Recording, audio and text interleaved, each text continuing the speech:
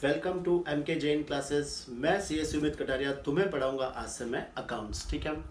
अब अकाउंट्स ऐसा सब्जेक्ट है जो तुम्हें पढ़ना बहुत बहुत बहुत इंपॉर्टेंट है, और इतना इंपॉर्टेंट है जैसे तुम्हें अगर खाने में अगर तुम्हें कोई नमक नहीं डाले तो तुम्हें वो खाने में स्वाद नहीं आएगा। वैसे ही कॉमर्स अगर स्टूडेंट है और कॉमर्स स्टूडेंट्स को अगर अकाउंट्स नहीं आता है तो समझ लो उसका कॉमर्स पढ़ना बेकार है।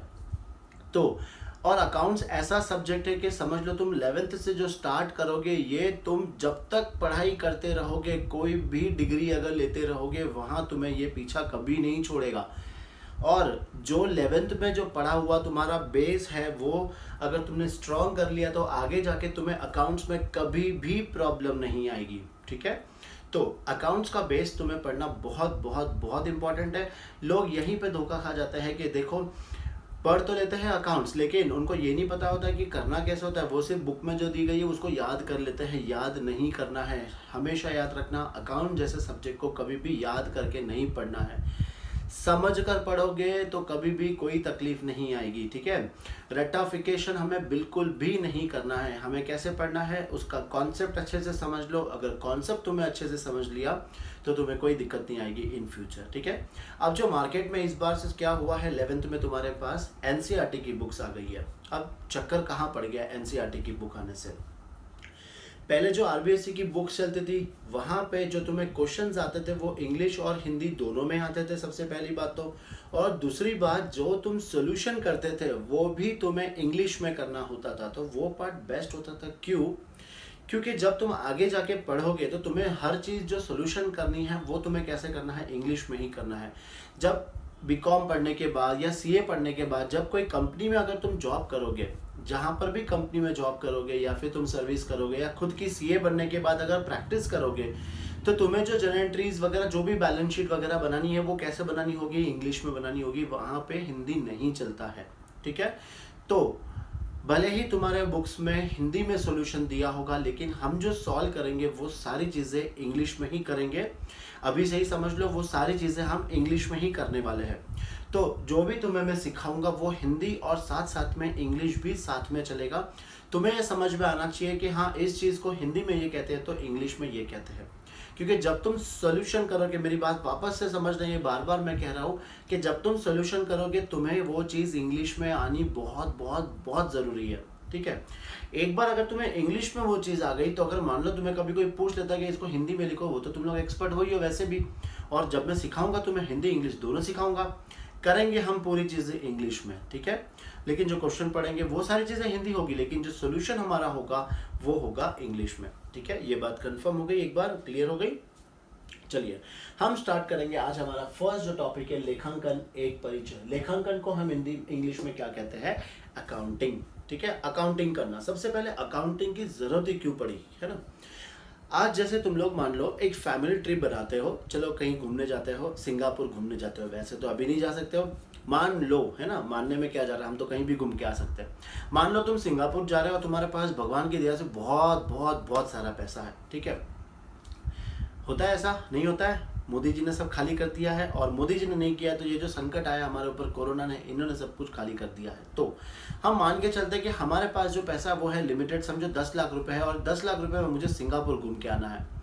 तो सबसे पहला चीज़ हम क्या करेंगे, हम बजट बनाएंगे। करेक्ट, हम बजट बनाएंगे। बजट में ये लिखेंगे कि हमारे फ्लाइट की टिकट कितनी होगी, हमारा वीज़ा का खर्चा कितना होगा। उसके बाद ये दोनों चीज़ें हो गई, हम सिंगापुर तो पहुंच गए। क्या वहाँ रोड पे घूमेंगे, नहीं। तो सबसे नेक्स्ट चीज़ क्या होगी, होटल। कि वहाँ पे सस्ती होटल हम ढूंढेंगे कि कहाँ कहाँ हम रुक सकते हैं। उसके बाद सस्ती होटल ढूंढ ली, अब होटल में रह भी गया लेकिन क्या खाना तो पड़ेगा, तो हम ये देखेंगे कि हमारा खाने का बजट कितना होगा। अब सिर्फ वहाँ होटल में रुकने और खाने के लिए नहीं गए, हम सिर्फ वहाँ घूमेंगे भी। तो वहाँ पे आसपास हम कौन सी चीज़ें देखने वाले हैं, वहाँ घूमने का कितना किराया होगा, और हर सारी चीज़ें हम क्या करेंगे, एक बजट बनाएंगे। उस बजट के हिसाब से हम साथ में पैसे लेके जाएंगे।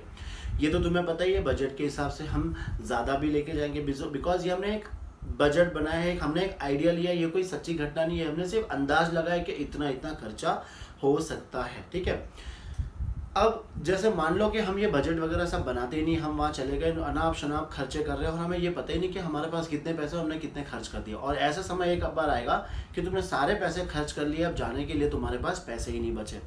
तो अब वहाँ पे तुम्हें क्या था कि अगर तुम बजट बना लेते सही चीज़ का, अगर तुमने पहले ही लिख लिया होता तो तुम्हें अंदाजा होता कि कहाँ कितना पैसा खर्चा करना है और कहाँ हमें कितना पैसा बचाना है। ठीक है, ये तो हो गया एक छोटा सा ट्रिप के बारे में मैंने तुम्हें बताया। अब समझो जो हम बिजनेस करते हैं, करेक्ट, जैसे अगर बिजनेस मान लो मैंने अभी ये लॉकडाउन में क्या किया, एक सैनिटाइजर का बिजनेस खोल दिया, एक मास्क का बिजनेस खोल दिया। अब तुम्हें पता है कि हर आदमी को देखोगे तो आज वो मास्क लगा के घूम रहा है, करेक्ट, तो इसमें बहुत अच्छा प्रॉफिट है। तो मैंने सोचा कि चलो एक मास्क से एक बिजनेस चालू करते हैं और इस लॉकडाउन में कुछ पैसे कमा लेंगे हम। तो अब मैंने क्या किया, मास्क खरीदना चालू कर दिया। जहाँ जहाँ से मुझे सस्ते मास्क मिल रहे थे मैंने लेना चालू कर दिया। कहीं 2 रुपये में मिल रहे थे, कहीं 3 रुपये में, कहीं 5 रुपये में, कहीं 10 रुपये में। तो मैंने सब तरह की वैरायटी अलग अलग खरीद के रख ली। अब इस मास्क को मैं क्या करूंगा, अलग अलग जगह पे बेचूंगा। हो सकता है मैं जो 2 रुपये में खरीदा था वो 5 में बेचूंगा, 10 में बेचूंगा। ऐसे मैं मास्क को अलग अलग रेट पे क्या करूंगा, मार्केट में बेचूंगा। अब ये खरीदने और बेचने में हमारे कुछ खर्चे भी होंगे कि नहीं। जैसे मुझे हो सकता है कहीं दुकान भाड़े पे लेनी पड़े, वहाँ का मुझे किराया चुकाना पड़ेगा, वहाँ फिर लाइट बिल आएगा, मुझे लाइट का पैसा देना पड़ेगा। हो सकता है काम हमारा बढ़ जाए तो हमें 1-2 आदमी भी रखने पड़े, वहाँ पे उसका मुझे वेतन सैलरी देना पड़ेगा, करेक्ट। तो ये सारे खर्चे भी होंगे। फिर सारे मास्क हमारे बिकने के बाद हमें एंड में हमें ये पता चलेगा कि भाई इस बिजनेस में हमने प्रॉफिट कमाया है या फिर नुकसान हो गया, ये भी निकालना पड़ेगा। तो हर बिजनेसमैन का मेन एम क्या होता है, मेन एम होता है कि उस बिजनेस से उसे प्रॉफिट हो रहा है या फिर लॉस हो रहा है। अगर वो इन सारी चीज़ों को, इन सारी घटनाओं को अगर वो कहीं लिखेगा नहीं तो उसे कैसे पता चलेगा कि वो उसे प्रॉफिट हो रहा है या फिर लॉस हो रहा है। इसीलिए हम क्या करते हैं, हम अकाउंटिंग करते हैं। और अकाउंटिंग कैसे करते हैं, एक सिस्टमेटिक तरीके से करते हैं। ठीक है, आगे का भी देखते हैं अभी। चलो अब ये तो समझ में आ गया कि अकाउंटिंग किसे कहते हैं। अकाउंटिंग मतलब हम जो भी व्यवहार करते हैं, जो भी हम व्यापार में खरीद और बेचते हैं, इसे हम क्या करते हैं, हम एक तरीके से हम अपने बुक्स में क्या करते हैं, लिखते हैं। ठीक है, अब हम पढ़ेंगे कि इसका डेफिनेशन क्या है। सबसे पहले देखो, लेखांकन क्या है, एक कला है, एक आर्ट है ना। जैसे अपन ने तो कॉमर्स ले लिया है तो लेखांकन आर्ट्स भी होती है और लेखांकन साइंस भी होती है। लेखांकन आर्ट कैसे, कला कैसे है, हम जो भी अकाउंट्स हम लिखते हैं उसको सिस्टमेटिक तरीके से इसे हम क्या करते हैं, अपने बुक्स में प्रेजेंट करते हैं। ऐसा नहीं कि ये चीज़ यहाँ लिख दी, ये चीज़ यहाँ लिख दी, नहीं, बहुत सही तरीके से हम इसे क्या करते हैं, अपने बुक्स में लिखते हैं। ठीक है, अब कैसे लिखते हैं, सबसे पहले हम क्या करते हैं, रिकॉर्डिंग मतलब लिखना। हम अपने पुस्तक में इसको किसके अनुसार लिखते हैं, डेट अनुसार, मतलब ठीक है, जैसे डेट वाइज लिखेंगे। जैसे हम अपना जो ईयर है, अकाउंटिंग ईयर है, वो कब चालू होता है, वो अप्रैल में चालू होता है और ख़त्म कब होता है, मार्च में। हर एक साल का हम क्या करते हैं, अलग अलग बुक्स बनाते हैं। जैसे तुम लोग भी अभी 11th में आ गए तो 11th में सारी बुक्स वगैरह क्या करोगे, नई बुक्स लाओगे। ऐसा तो नहीं है कि जो 10th की बुक्स है उसी में लिखना चालू कर दिया, लिखोगे लेकिन कुछ दिन तक, लेकिन उसके बाद तो तुम्हें क्या करना पड़ेगा, नई बुक्स बनानी ही पड़ेगी। ठीक है, तो सबसे पहले हम क्या करते हैं, जो भी अपने ट्रांजैक्शन होते हैं, व्यवहार होते हैं, उसे हम डेट वाइज अपने बुक्स में क्या करते हैं, लिखते हैं। ठीक है, लिख लिया हम लोग ने, सारे ट्रांजैक्शंस लिख लिए पहले। जैसे कल सेल किया, परचेज किया, वापस आज सेल्स किया, परचेज किया, तो डेट वाइज पहले 1 सितंबर, फिर 2 सितंबर, 3 सितंबर, 4, ऐसे डेट वाइज हम क्या करेंगे, लिखते हैं। फिर क्लासीफाई करना, वर्गीकृत करना। क्लासीफाई करने का मतलब क्या है, पहले तो हमने सारे जितने भी ट्रांजैक्शंस हो रहे सब हमने एक बुक में लिख दिए, जिसे हम बोलते हैं जर्नल। वो सब हम बाद में पढ़ेंगे, पहले मैंने सारी एंट्रीज एक जगह पे लिख ली। अब इसे हम क्या करेंगे, क्लासीफाई करेंगे। जैसे जितने भी परचेज के ट्रांजैक्शन है उसको हम अलग से परचेज बुक में लिखेंगे, जितने मेरे सेल के ट्रांजैक्शन है उसे हम सेल्स बुक में लिखेंगे, जितने मेरे खर्चे हैं वो हम अलग बुक में लिखेंगे। ऐसे करके हम क्या करेंगे, अलग अलग क्या बनाते हैं, बुक्स बनाते हैं। हम क्या करते हैं, क्लासीफाई करते हैं। एक और एग्जांपल देता हूँ, जैसे समझो तुमने एक ही बुक खरीद ली कि यार चलो स्कूल अभी खुलेंगे, पता नहीं खुलेंगे, एक ही बुक ले लेते हैं और उसमें जितने भी सर पढ़ा रहे सब उसी में लिखते जाएंगे। अकाउंट्स भी उसमें लिख दिया, इकोनॉमिक्स भी उसमें लिख दिया, बिजनेस भी उसमें लिख दिया।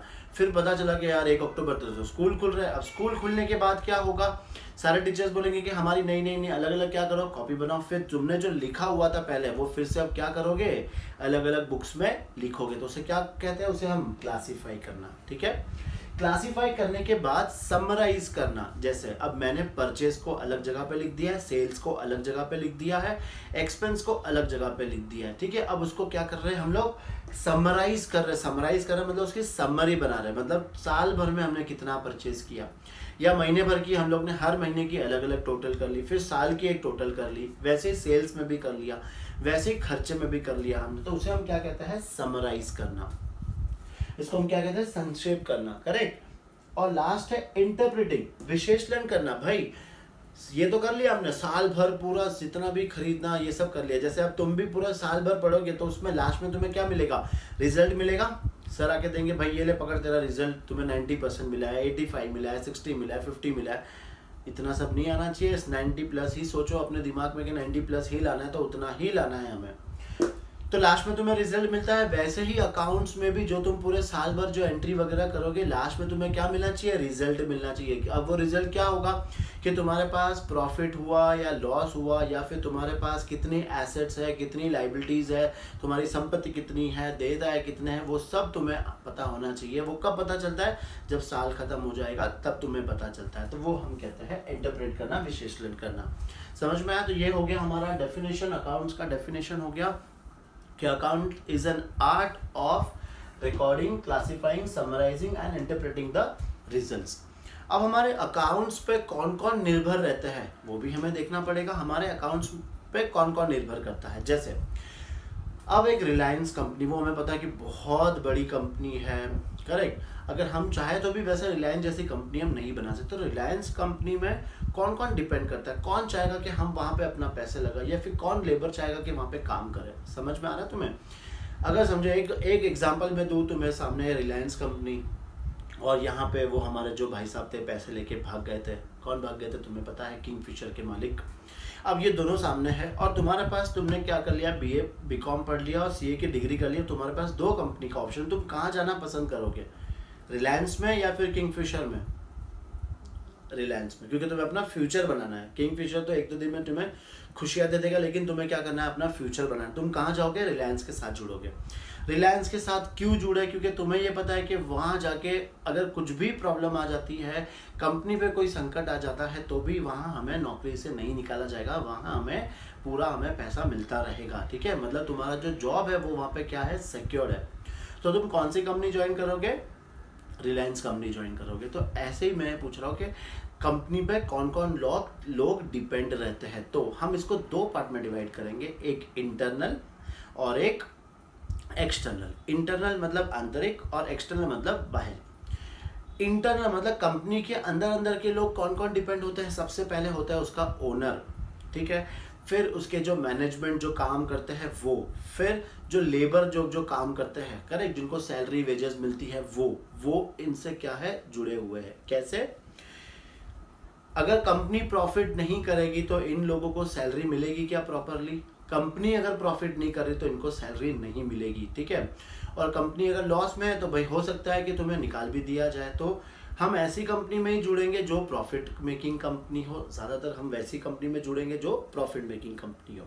तो ये तो हो गए इंटरनल वाले, जो कंपनी से क्या है, जुड़े हुए हैं। फिर आते हैं बाहर वाले, जैसे बैंक। अगर मुझे मेरी कंपनी को लोन लेना है तो बैंक वाले भी लोन क्यों देंगे? प्रॉफिट मेकिंग होगी तभी तो लोन देंगे, बाकी लोन नहीं मिलेगा। जिनसे मुझे उधार में माल खरीदना है वो मुझे क्यों देंगे? पहले देखेंगे तो सही कि पहले ये कंपनी मुझे आगे जाके मेरा पैसा वापस देगी या भी नहीं देगी। तो क्रेडिटर्स हो गए। फिर इन्वेस्टर्स हो गए, जो अपना पैसा कंपनी में लगाते हैं, उसे हम क्या कहते हैं, इन्वेस्टर्स। फिर गवर्नमेंट क्यों? बिकॉज उनको उस कंपनी से क्या लेना होता है, टैक्स लेना होता है। तो ये हो गए दो लोग जो कंपनी पे क्या करते हैं, डिपेंड करते हैं, इंटरनल और एक्सटर्नल। ठीक है, तो ये अकाउंटिंग जो हम लोग लास्ट में जो रिजल्ट बनाते हैं, ठीक है ना, तो जो बाहर वाले जो या फिर अंदर वाले कंपनी वो उस क्या देखते हैं, वो सिर्फ उस रिजल्ट को देते हैं। मतलब हम जो रिजल्ट बनाते हैं, कंपनी जो रिजल्ट बनाती है, ये रिजल्ट हम क्या करते हैं, कम्युनिकेट करते हैं, ठीक है। उनको बताते हैं कि भाई हमने ये इस साल प्रॉफिट कमाया या फिर लॉस हो गया, करेक्ट। तो ये हो गए हमारे इंटरनल यूजर्स और एक्सटर्नल यूजर्स, करेक्ट।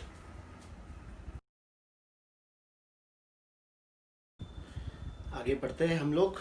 अब हम पढ़ेंगे ये बहुत इंपॉर्टेंट है, ये 4 चीज हमें समझना है यहाँ पे कि हम हमारे लेखांकन में, अकाउंटिंग में कौन सी एंट्री को हम क्या करते हैं, रिकॉर्ड करते हैं। कौन सी एंट्री को हमें रिकॉर्ड करना है और कौन सी एंट्री को रिकॉर्ड नहीं करना है, ठीक है। तो सबसे पहले हम क्या करेंगे, उसकी पहचान करेंगे, आइडेंटिफिकेशन। पहले हम आइडेंटिफाई करेंगे कि कौन सी एंट्री को हमें रिकॉर्ड करना है और कौन सी एंट्री को रिकॉर्ड नहीं करना है। कैसे करेंगे, देखो सबसे पहले हमें, या फिर तुम्हें ये समझो पहले कि जैसे बहुत सालों पहले ट्रांजैक्शंस कैसे होते थे, बार्टर ट्रांजैक्शन, समझ में आ रहा है, माल लिया और माल दिया। अब वो हम अपने बुक्स में रिकॉर्ड्स नहीं करेंगे।